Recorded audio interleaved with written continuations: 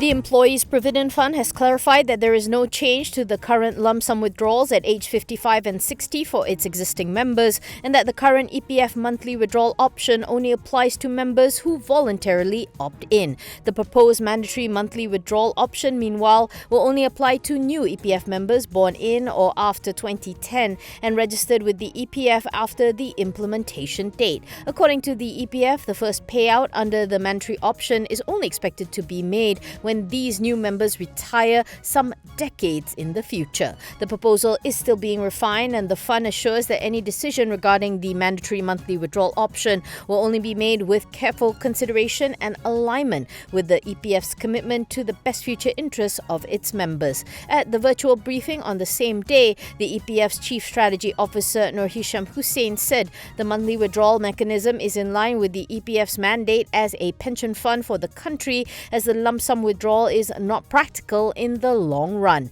According to him, only a few retirement funds around the world still allow the full withdrawal of members' retirement savings, and Malaysia is one of them, which means that implementing the mandatory monthly withdrawal mechanism will bring Malaysia in line with widespread global practice. Meanwhile, Nur Hisham said that the EPF is also looking to create an Account 3 to cater for informal workers, which allows flexible withdrawal at any amount whenever needed. He elaborates that the purpose of Account 3 is to address the cash flow issues among the informal sector workers. However, Nur Hisham adds that existing EPF members can voluntarily opt in once Account 3 is created.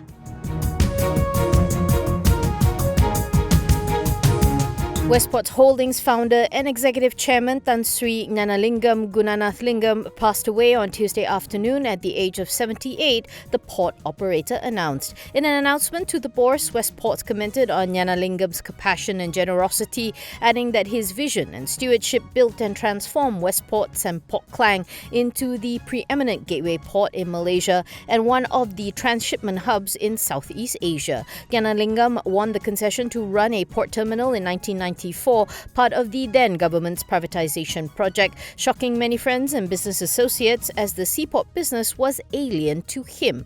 Westports is currently one of the largest companies on Bursa Malaysia, with a market capitalisation of 12.04 billion, having container handling capacity of over 13.7 million 20-foot equivalent units. An earlier recognition of his success in the port business came in 2000 when then Hong Kong richest man Lee Ka-shing's Hutchison Whampoa took a 30% stake in Westports ahead of the Malaysian port operator's initial public offering in 2013. While many of the current generation know him as an established port operator, the self-made billionaire first made his mark as the marketing director of a consumer-based multinational corporation in the 1970s and was credited with helping to raise the money that enabled Malaysians to watch live, for the first time, World Cup football matches in 1982. Gnanalingam went on to successfully commercialize the operations of Radio Television Malaysia, and his marketing consultancy, G-Team Consultants, acted as the corporate consultant for the marketing operations of RTM from 1988 to 2000. G-Team Consultants helped make the 1989 Southeast Asian Games in Kuala Lumpur a profitable and successful event. In 2017, Gnanalingam was named the Edge Billion Ringgit Club Outstanding CEO of Malaysia.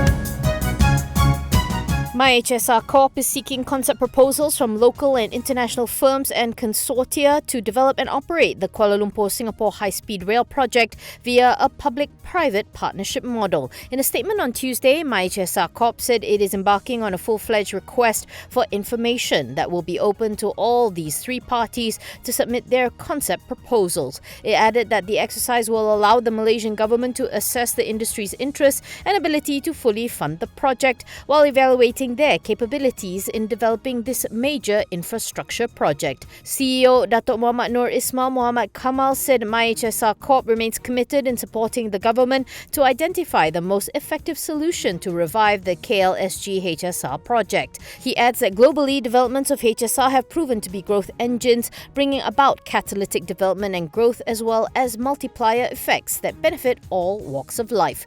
Nur Ismail also encourages firms and consortia with the relevant experience experience to participate in this exercise and look forward to receiving strong interest and high-quality proposals that would serve as an important reference for the government's decision on the best way forward for the project. The RFI exercise marks the government's initiative to reactivate the KL-SG HSR project via new funding mechanisms and implementation models in efforts to further improve the rail transport infrastructure and to invigorate the national economy.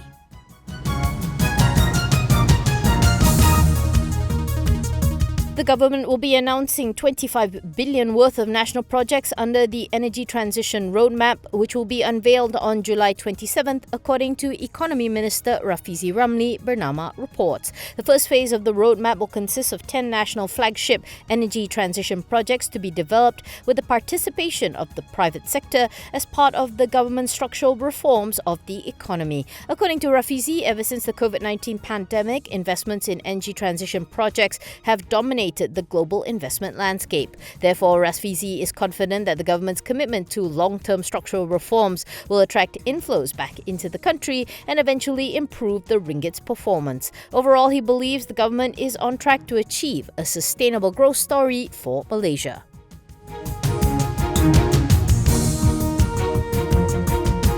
The prosecution in former PM Tan Sri Muhyiddin Yassin's abuse of power trial argued that the 4 charges against him have all the necessary particulars to notify him of his offences. During a hearing before the High Court in Muhyiddin's bid to strike out the said charges, Deputy Public Prosecutor Ahmad Akram Garib said that all 4 charges stated the necessary elements under Section 23(1) of the MACC Act 2009. Muhyiddin is claiming that the charges are an abuse of process and in breach of Section 154 of the Criminal Procedure Code, as it allegedly lacked particulars as to how he had abused his position of the Prime Minister's office for the purpose of gratification, thereby violating Muhyiddin's constitutional rights as enshrined under Article 5 of the Federal Constitution. Ahmad Akram argued against Muhyiddin's contention, claiming that it was premature to say that the charges were defective as they were complete and gave enough notice to Muhyiddin to prepare a sufficient defence.